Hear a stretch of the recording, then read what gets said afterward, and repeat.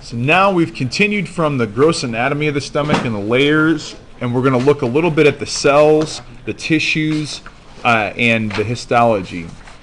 That innermost layer, do you guys remember what I called that yesterday? The layer that actually touches the food is the... That's the last part of the stomach. What's that? Mucosa? The mucosa, okay? The mucosa of the stomach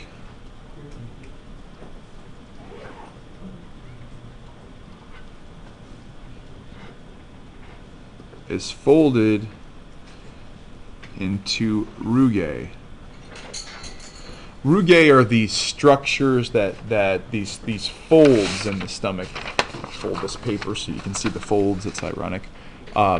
Those little folds on the inside, they help to expand the surface area. So like when your stomach has to expand, these folds kind of flatten out. So there's a ton of these folds in them, the rugae. Within the rugae, you're going to find these little glands and pits. So within these rugae, we find thousands of gastric pits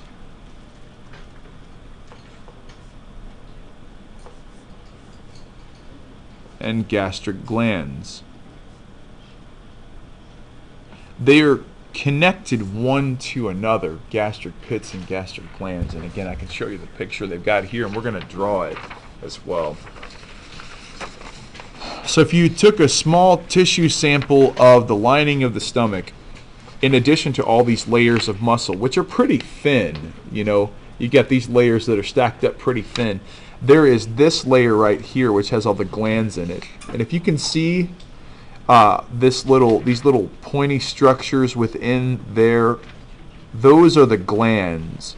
And that's where the stuff that actually digests the food is made. They zoom in on one right here so you can look at it. We're going to draw one in our notes right in the center here.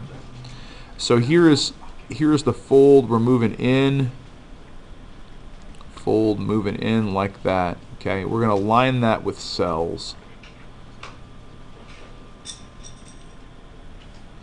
And these cells that line this, they're not regular epithelial cells, squamous, stratified. They're not that at all.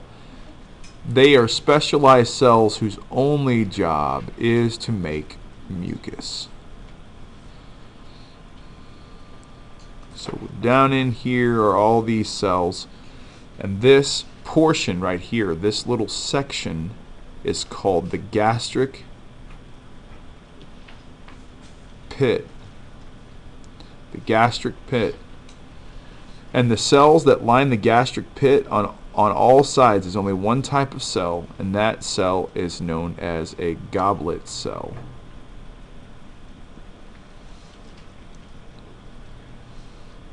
So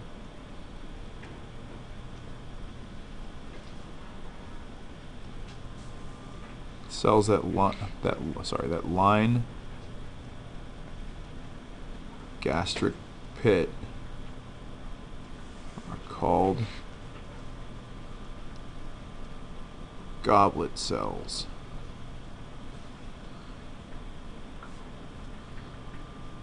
They make what? Do you hear me say it? Mucus. That's the only thing they do, is make mucus. They are consistently, constantly, incessantly making mucus, and they have to protect the stomach. So the gastric pit is kind of at the top of the gastric gland. We're going to draw these glands coming out like this.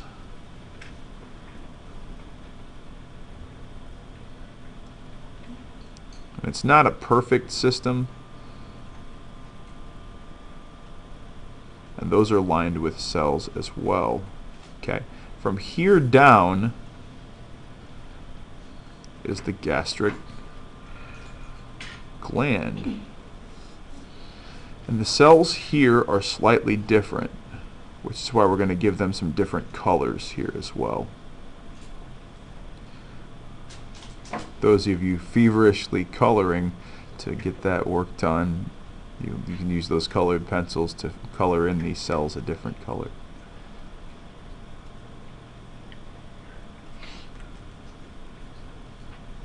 Okay, gastric gland, let's put some nuclei in these cells because most of the cells in our body need a nucleus. There's a few exceptions, red blood cells, platelets, but platelets aren't even full cells, they're just cell fragments. But most of our cells, because we're eukaryotic, are going to have a nucleus in them. First one I'm going to talk about here is these that I'm going to color blue. I'm just going to put a few of them sort of at the base down here. These ones are large and in charge. They're not called chief cells, which is weird because there's another cell in here that's called the chief, but it's not in charge, which is really kind of strange. Okay. Over on this side, let's do cells of the gastric gland. These cells are basically the ones that are producing the stuff that helps break down our food. Now the first guy is in charge. It's called the G cell because of what it produces. Its other name doesn't even have the letter G in it. It's called an enteroendocrine cell. But the reason it's also called a G cell is because it produces the hormone gastrin, which initiates other cells in the gland to secrete gastric juice. That's a disgusting term, isn't it? Gastric juice, tomato juice, orange juice, gastric juice.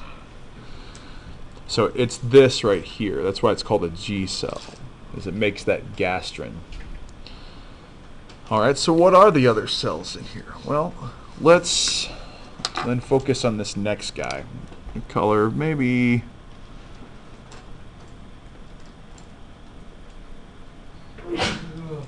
bless you. Maybe 10 or 12 of these guys at the most, if that, because they're not the majority of these cells in here. But those are the chief cells.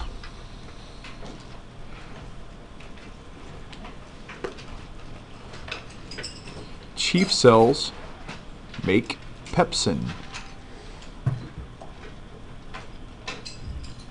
I think original Pepsi had pepsin in it, like actually had this digestive enzyme in it. A lot of sodas were made by pharmacists on their offset, made in with soda fountains in pharmacies and whatnot. Pepsin is an enzyme that breaks down proteins. I guess in that way you could consider it kind of like a cannibal, because enzymes are proteins and they're proteins that are breaking down other proteins. It's pretty rough. In a process called transpeptidation, what it does is it gets in between the bonds of an amino acid. You don't need to draw this, but if you really want to.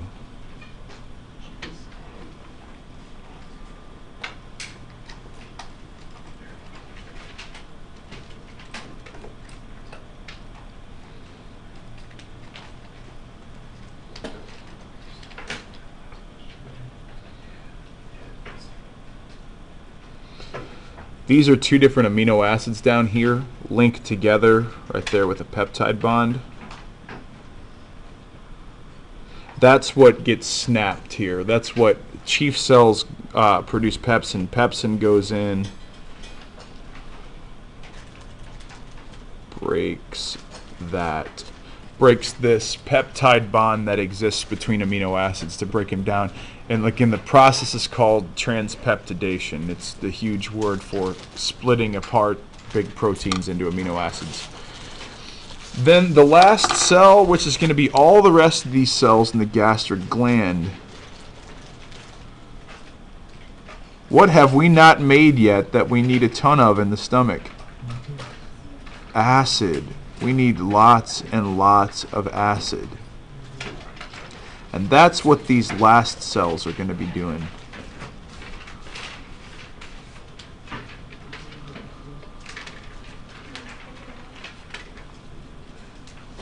Okay. All the rest, oh, I should have colored these here. G cells I did blue. They're not actually blue. I'm just doing that for color coding purposes here. Chief cells, I'm doing orange. And the last cell, just like the bones on the top of your skull, what are those called? Parietal. These are, don't write bones, parietal cells. Cells off to the side of the gastric gland. I guess that's why they got that name. I'm not totally sure why. Or maybe cells located in the side walls of the stomach. I'm not sure how they got this name to begin with. But parietal cells, their job is they make HCl. Oh, wow. Hydrochloric acid. Okay. And they do this in a specific process here. An open space, folks, anywhere is called the lumen. Right here is the lumen. This is the lumen of the gastric pit, lumen of the gastric gland. Open space inside your blood vessels, that open space is also called the lumen, okay? So I'm going to isolate one of these guys. So take him and blow him up pretty big here. So here's a parietal cell, okay?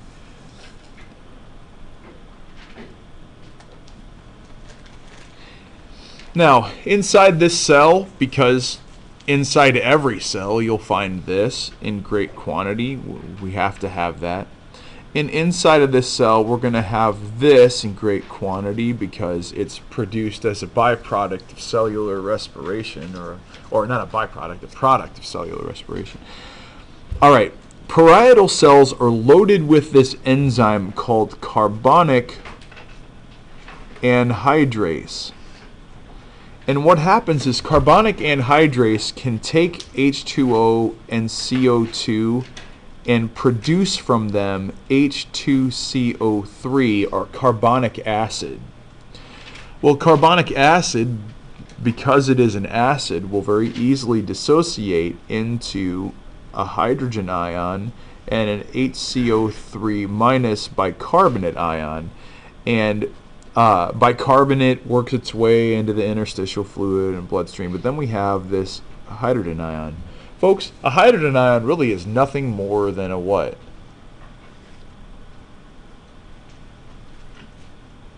That's kind of a weird question. What makes up a hydrogen atom? How many protons? 1. How many electrons in the atom? 1. Okay. A hydrogen ion has lost its what? Electron. So what is a hydrogen ion? It's just a proton. It is just a single solitary proton. Nothing more, nothing less. Okay?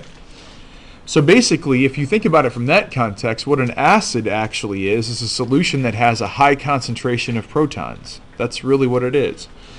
Okay, now here's the deal. This is the lumen of the gastric pit here, okay? The thing is, there's already a ton of hydrogen ions in here, all right? But we want more in there. Here we have proteins in the cell membrane. Let me tell you another story that's going on simultaneously. There are chloride ions that are floating around in the interstitial fluid in the bloodstream. They get grabbed by these parietal cells and pumped straight through into the lumen of the gastric gland. H plus Cl makes HCl, okay? H plus and Cl minus. But to get this guy out of here into a space that already has way too many of them, we have to use a certain type of transport. Yes, good. You guys remember.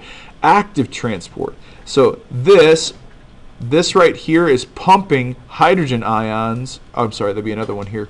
Pumping hydrogen ions through here against the concentration gradient using energy. We don't call them hydrogen ions. This guy right here is called a proton pump.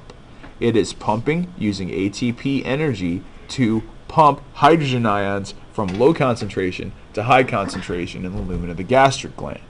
Now, let's say somebody already has too much acid in the stomach based on their general health. Maybe their lower esophageal sphincter is distended and they're suffering from continuous acid reflux. There is a category of drugs, okay? Proton pump is affected by PPIs. Okay? Guess what the I stands for? You know, the PP stands for proton pump. Category of drugs called PPIs. I stands for what? Inhibitors. Okay? Proton pump inhibitors include drugs like Nexium, Prilosec, Prevacid. Their job will shut down proton pumps. Their job is to shut down these pumps in the parietal cells on a cellular level so that they will not be able to pump hydrogen ions into the lumen of the gastric gland, thereby lowering the acid content of the stomach and raising the pH so there won't be quite as much acid to cause reflux, which is also why those drugs don't act immediately. It takes a while for them to get into the system, to get into these cells, to shut down these pumps. Okay? Now, for quick acting relief for people that have indigestion or too much acid in the stomach, they can take like Tums or Maalox. What that is just a base. It's bicarbonate. All they're doing is, or calcium carbonate, they're basically ingesting a base. It's like a titration lab in the stomach. All it does is takes acid, base, combines them, makes water and salt. Happens instantly. But it doesn't stop the source of it from happening. That's the goal of those proton pump inhibitors, as they stop this at the source from producing acid, with the idea that eventually the stomach or the esophageal lining would be able to heal itself. All right, last idea right here is the pH of the stomach is between 0 and 2. Because, well, obviously because of the acid, but here's the benefits of it. Number one, just that acid level will break down chemical bonds. It's really, really reactive. I mean, if you think about anything that you've seen thrown in hydrochloric acid, starts, not that everything reacts with it, but it'll start bubbling. That bubbling is gas that's being produced as a result of reactions where things are being broken down and released. So that happens. That's one of the main purposes. Another reason is to kill unwanted microbes.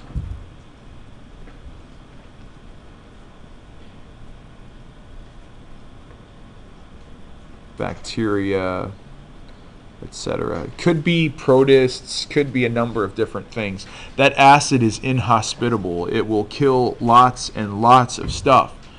And so we ingest bacteria that we don't know, and we kill it without any effort. It just this will wipe it out.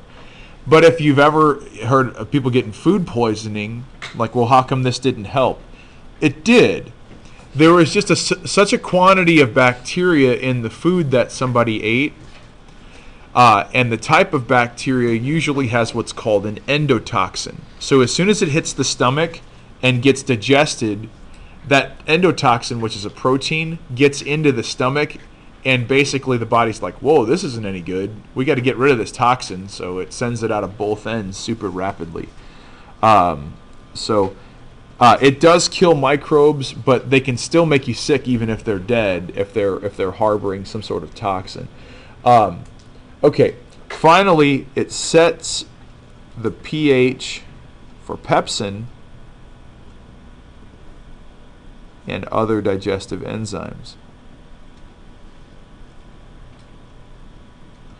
Pepsin must have 3 or less to be able to work. Remember, every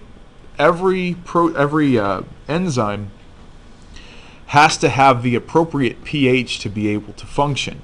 If it's outside of that range of pH, what happens is that protein it unfolds in a process called denaturing. And if it unfolds, it can no longer perform the function that it was set up to do.